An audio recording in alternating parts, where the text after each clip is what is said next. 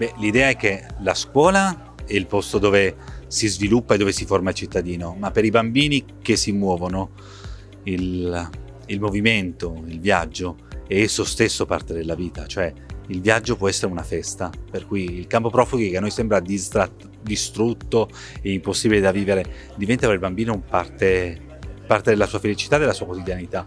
La scuola in tutto questo, che è quello che vogliamo raccontare nel film, è il posto dove questo bambino riesce a connettersi con il paese dove arriva e con la possibilità di futuro che ha. In Europa in questo momento abbiamo una serie di problemi. La migrazione è un problema che ci portiamo dietro da 10-15 anni, forse di più. La riforma proposta, accettata, avanzata, tornata indietro, non è un momento di svolta in questo momento, perché la politica europea ha bisogno di altre cose in questo momento. Si sta parlando molto dei soldi, si sta parlando molto della crisi economica, si sta parlando moltissimo dei rapporti che ci sono tra gli stati, della possibilità di investire nella difesa.